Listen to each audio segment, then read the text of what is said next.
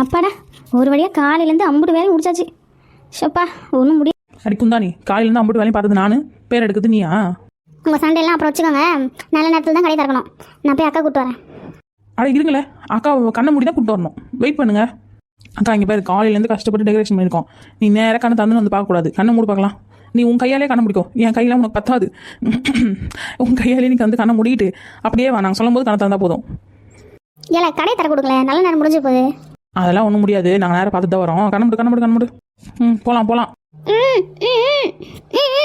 ஏ ராணி அக்கா, கண்ணை தானே முடிக்க. வா, என் முடிக்க. வாய் தந்து பேசு. அட ஆமால. சரி, கண்ணை திறக்கவா? 1 2 3.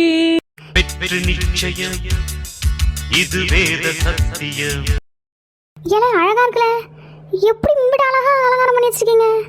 ஏடே, நான் நினைச்சு கூட பார்க்கலடே, இவ்வளோ அழகா பண்ணி வச்சிருக்கீங்க. கடையும் சூப்பரா இருக்கு, அதுக்கு போட்டிருக்க டெக்கரேஷனும் சூப்பரா இருக்குல்ல. சரி, ரிப்பன் கட் பண்ணிடலாம். எல்லாரையும் கூப்பிட்டு சீக்கிரம் ரிப்பன் கட் பண்ணி ஆளுக்கு ஒரு டீயும் 2 ஜூஸையும் போடு. ராணியா காய்ந்தா சிசரை பிடி. ஏடே, நம்ம 4 பேர் சேர்ந்து தானே கடை ஆரம்பித்தோம். வா, நம்ம 4 பேர் சேர்ந்தே ரிப்பன் வெட்டோம். அதில் நான் ஒண்டி மாட்டோம்.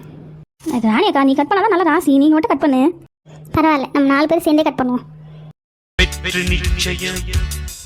தெரியுமா யாருக்கு என்ன வேணும்னு வந்து கொடுவா. டீ ரெடி ஆயிடுச்சு பார். இன்னைக்கு டீயோட ஒரு 2 பிஸ்கெட்டும் ஃப்ரீ. ஃபர்ஸ்ட் டே ஓப்பன்ன்றதுனால எனக்கு 2 பிஸ்கெட் ஃப்ரீ. எல்லாரும் என்ஜாய் பண்ணுங்க. ஏன்னா அக்கா டீ மாஸ்டர் ஆகிட்டு போலியே. சூப்பர். அப்படிதான். வாடே, ஆளுக்கு ஒரு கப் எடுத்து குடிக்கலாம். நம்ம குடிக்க தான் கடையை தந்து போட்டுருக்கோம். வந்த கஸ்டமர் கொடுங்களேன்.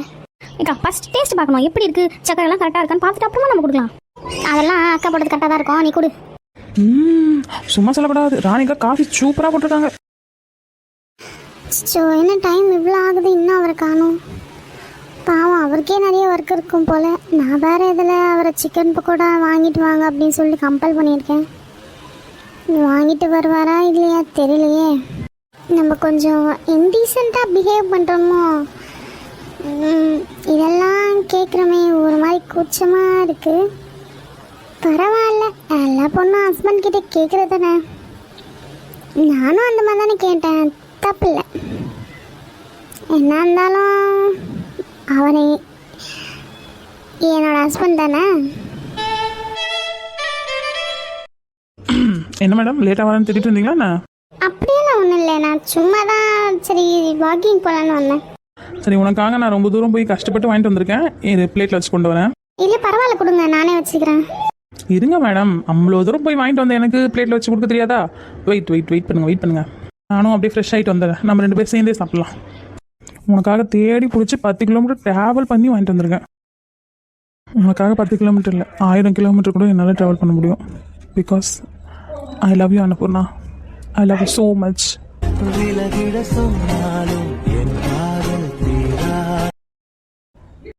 நான் நிறைய தடவை ஐ லவ் யூ சொல்லிட்டேன். ஆனால் நீ இன்னும் ஒரு தடவை கூட என்னை பிடிச்சிருக்கா இல்லையா எதுவும் நீ சொல்லலை.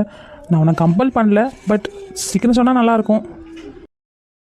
வெண்ணிலவை பூவாய் வைப்பேனே, வானவிலையுடைய பேனே, உனக்காக ஏதும் செய்